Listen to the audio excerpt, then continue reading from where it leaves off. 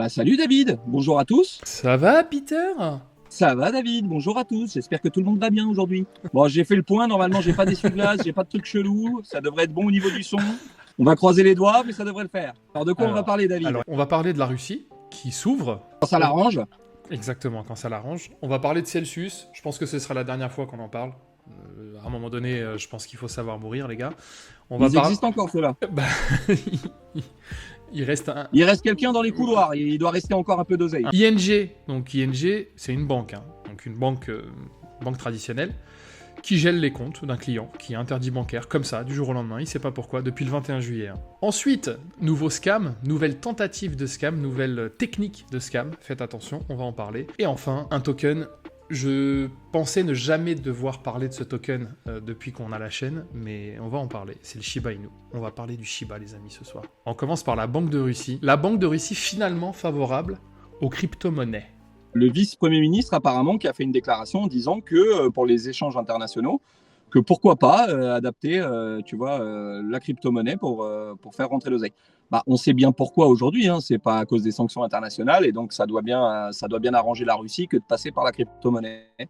Pourquoi pas. Ils changent un peu leur fusil d'épaule, tant mieux pour la crypto et puis tant mieux pour l'adoption. Maintenant, la Russie favorable à l'adoption de crypto, connaissant la cote de la Russie dans le monde, ça va pas augmenter la cote de la crypto en soi. Les gens ouvrent des portefeuilles de crypto-monnaies en dehors de la Fédération de Russie et il faut que ça puisse se faire en Russie et que cela soit fait par des entités supervisées par la Banque centrale qui sont tenues de se conformer aux exigences de la législation anti-blanchiment et avant tout, bien sûr, de connaître leurs clients. Bon, alors, Tornado Cash, vous oubliez, il y en a 2-3 qu'on va devoir oublier direct. En attendant, pour arranger le commerce extérieur, il y a moyen de payer en crypto. Voilà, c'est déjà un pas, j'ai envie de te dire. Il y a un pas qu'une société ne fera plus, je pense, bientôt, c'est Celsius. Donc Celsius, les amis, on en a parlé, le CEO de Celsius tradait avec les fonds de Celsius, il faisait n'importe quoi. Donc là, c'est encore un truc encore pire, c'est-à-dire que depuis la création de Celsius, on s'aperçoit qu'ils mentent, tout simplement, depuis 2021, à savoir... Non, c'est pas possible. Eh ben, je crois que si. En gros, ils mentent sur leurs fonds, tout simplement. Ils mentent sur leur liquidité, ils mentent sur leurs gains, etc. Et puis, il y a des suspicions de manipulation du prix du token de la plateforme Celsius, qui est le CEL. Donc, en gros, c'est une espèce de Ponzi qui a été fait. D'ailleurs, il y en a qui le disaient à l'époque, qui disaient comment une plateforme peut promettre autant de rendement. Le problème, c'est que tout le monde était dans l'euphorie, tout le monde était joyeux, il y avait de l'oseille qui allait dans tous les sens, tout performait. Et là, c'est plus difficile de se rendre compte que tu as affaire à un Ponzi, quoi. Bon, il s'avère que un an et demi après, là, tu te rends compte qu'en fait, c'était le gros bordel, que le mec, il a cru que c'était son oseille, ou les mecs, on sait pas trop combien ils étaient là-dedans à prendre les fonds et à en faire ce qu'ils voulaient. Ça se montre de plus en plus que c'était un putain de Ponzi et que chaque capitaux qui arrivait sur la fin, c'était pour rembourser les premiers. On sait tous qui a bu la tasse, c'est l'utilisateur, voilà, il l'a eu dans le baba. Et donc Celsius a admis aussi n'avoir jamais gagné suffisamment de revenus pour soutenir les rendements versés aux investisseurs. Mais ne promets pas autant de rendement dans ces cas-là, bordel de merde. Mais c'est ça. En fait, c'est ça qui est fou, c'est que le truc, pendant plus d'un an et demi... En fait, il y en a qui touchaient leur rendement, tu vois, sans aucun problème. Le truc, c'est qu'il suffit qu'il y ait le moindre couac, un flash crash ou autre, et que tout le monde veuille retirer sa position, et ça y est, c'est terminé. Posez-vous les bonnes questions. Faites vraiment vos propres recherches. Mais là, pour le coup, c'est vrai que c'était un peu...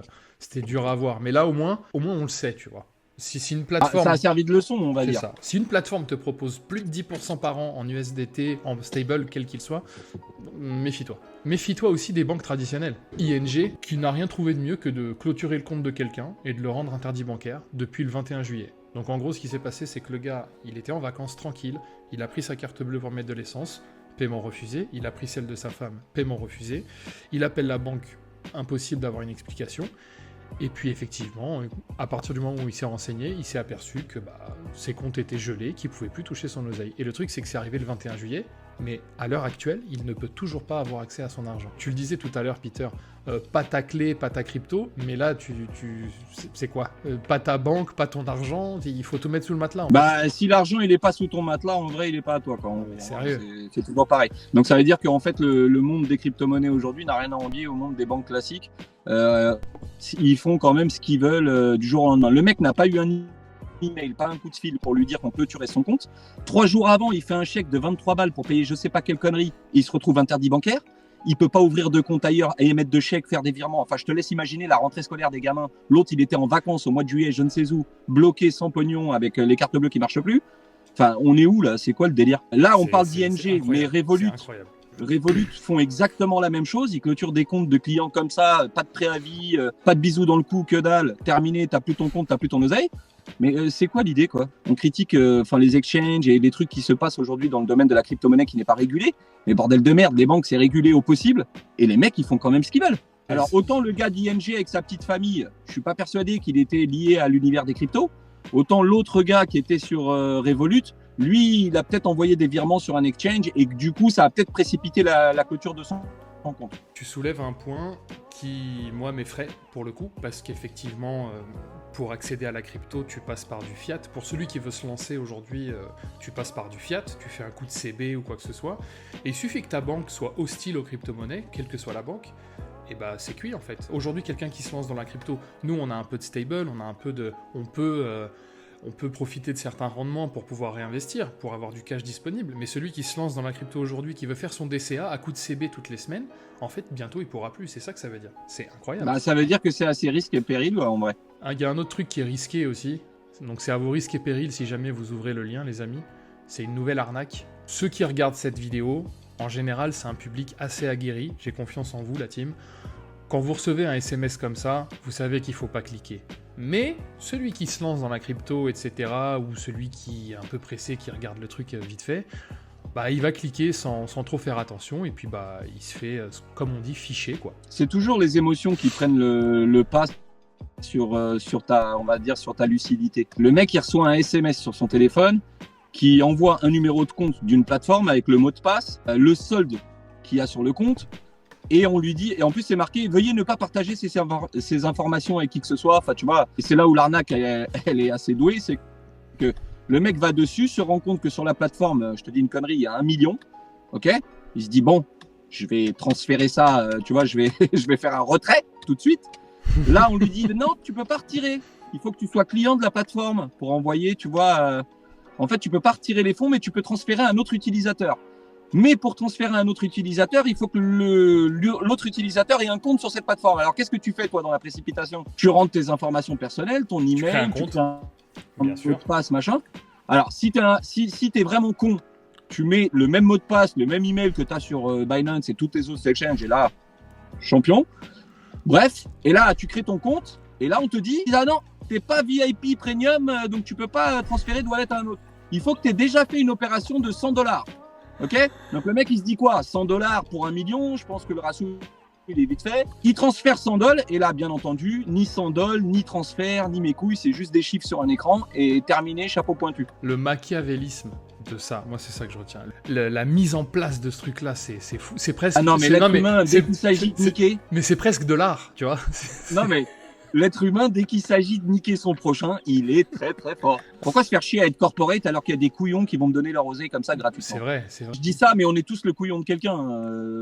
Se faire douiller, ça peut arriver très rapidement. Il y a un truc, moi je pensais que c'était une douille, on va en parler tout de suite, c'est le Shiba, je vous l'ai dit tout à l'heure. Je pensais pas un jour parler de cette crypto, parce que c'est un meme coin, oui, ça a pété, oui, on en a pris, oui, on a pris des profits dessus, c'est vrai, mais il s'avère que c'est peut-être pas si un meme coin que ça. Ils veulent lancer leur métaverse. Alors le but de tout ça, c'est quoi? Ils sont en train de brûler des SHIB. Bon, après, cette technique-là, Luna l'a fait. Enfin, Luna veut le faire. Je suis pas sûr que ça... Luna classique. Que ça fasse quoi que ce soit, mais bon. Luna classique, ouais, bien vu. En fait, Shiba est en train de jouer sur un monde métaverse un peu manga. Il y a une grosse communauté, surtout au niveau de la crypto, tu vois, qui est manga, animé, etc. Malgré eux, peut-être, ils ont cessé d'être un meme coin. Ils sont en train de devenir un vrai projet crypto. Donc, métaverse, on peut de plus en plus, dans plein d'endroits, payer en Shiba.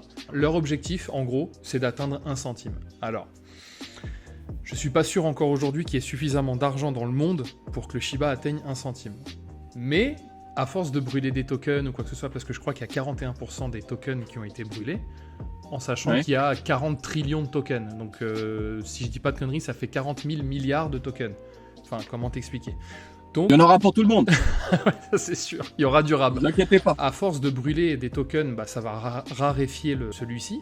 Donc, à voir ce que ça peut donner. Dès que tu investis dans la métaverse sur des terrains, Decentraland, Sandbox, ce que tu veux, bon, le prix des terrains va chuter, monter, ce que tu veux, mais en tous les cas, le terrain, tu l'as. Je veux dire, tu peux le garder, puis le jour où il montera, il montera. C'est pas, le terrain va pas disparaître, quoi. C'est quelque chose que tu gardes et autres. Là, dans le cas de Shiba, le fait qu'il y ait des terrains, le fait qu'il y aura de plus en plus de transactions, de micro-transactions grâce à ça, ça va faire du volume. Donc, tu vois, ça va être que bénéfique pour eux, quelque part. Si ça se trouve, cet événement leur a échappé, ils se sont mis au taf, et là, c'est en train de devenir un vrai truc, quoi. Au fait, c'est vrai qu'on n'a pas parlé des prix. On parle plus des prix en début de vidéo, c'est marrant. C'est peut-être parce qu'il n'y a pas grand-chose à dire, mon grand. C'est ça. Si demain BTC est à 14 000, croyez-moi qu'on va commencer la vidéo avec ça. Ah, attends, je crois que Moïd, il a mis une news là pendant ses congés. On s'en fout. Ouais, on va pas la mettre. T'as pas autre chose à foutre, Moïd. Hein, vas-y, mange des glaces, bois des mocktails et c'est bon. Ça va. Alors, le Bitcoin à 19 258, l'Ethereum à 1630. Il poursuit son bonhomme de chemin. L'Ethereum, franchement, c'est impressionnant. BNB qui monte aussi un petit peu, 279. Les 280 sont en train de devenir une résistance pour le BNB, j'ai l'impression. Petit auto-plébiscite, j'ai parlé d'Atom, donc on a rechargé du Atom. Il a fait 15%, donc ça fait plaisir. Donc, et vu qu'on prône la prise de profit par palier au Café du Coin, il est temps de prendre des profits pour garder du cash, pour ensuite renforcer si jamais ça corrige. Crypto Fear and Greed, hier, il était à 20, si je dis pas de bêtises. Non, il était à 24 hier. Et aujourd'hui, c'est aujourd'hui qu'il est à 20. D'accord, donc en fait, aujourd'hui, il y a eu une montée d'à peu près tous les tokens et il est à 20. Il finira jamais de nous surprendre, le Crypto Fear and Greed. C'est quand même incroyable. Ça prend en considération pas mal d'indicateurs, le Crypto Fear and Greed. Il ne faut pas non plus cracher dessus. C'est vrai qu'on se moque de lui régulièrement parce qu'effectivement, nous, on a toujours tendance à le voir comme un compteur de vitesse, le truc. Là, je rétrograde, là, j'accélère. En attendant, il ne se passe pas grand-chose. C'est vrai que le climat n'est pas très serein. Écoutez les amis, je pense qu'on a fait le tour. On a fait le tour de la journée, on a fait le tour de cette semaine. C'est la dernière vidéo de la semaine. J'espère que ça vous a plu. Et si c'est le cas, surtout comme d'hab, le petit pouce des familles, le petit bouton s'abonner, on like, on commente. Merci à vous, encore une fois, dans l'espace commentaire, vous êtes au top. Ouais, merci à tous. C'est cool. On arrive bientôt à ne pas avoir le temps de répondre, donc c'est bon signe. Mais vous inquiétez pas, on continuera de répondre. Et puis, on se retrouve lundi au bureau, Pete. C'est ça, bon week-end. Moïd ne sera pas de retour avant... Pas encore de retour vendredi, si je dis pas de bêtises. On souhaite à tout le monde un bon week-end. J'espère que vous avez tous bien profité de cette pluie pour tout le monde, j'espère. Je suis pas le seul à la bouffer. En tous les cas, bon week-end à tous. On se retrouve lundi, en pleine forme, peut-être en plein jour. Sait-on jamais, un miracle. Si je parviens à rentrer tôt, promis, on fera la vidéo quand il fera encore jour et il y aura du soleil, si Dieu veut. Les amis, portez-vous bien. À lundi. Salut la team. Bref. C'est aberrant, frérot. Et ma putain de montre, à chaque fois qu'il me répond et tout pendant qu'on parle, ça aussi, ça m'agace. Est-ce que tu peux te mettre en repos, Siri, et me lâcher un peu les couilles? Ok. Quand tu parles poliment, tu obtiens toujours ce que tu veux. Tu vois, c'est une règle de vie, ça. Je t'entends plus. Je t'entends pas, mec. Ouais, si t'es un con, moi je peux rien faire. Mais pas, c'est normal. Non, mais c'est pas assez compliqué de filmer dans la steppe sa mère. Il faut que toi tu rajoutes une dose, c'est ça l'idée. Salut la team. J'ai failli faire encore mon doigt. T'as fait deux ça. Doigts. J'étais là. Putain, avec l'autre main, je l'ai retenu. Calme-toi, Pete. Gilles de la Tourette.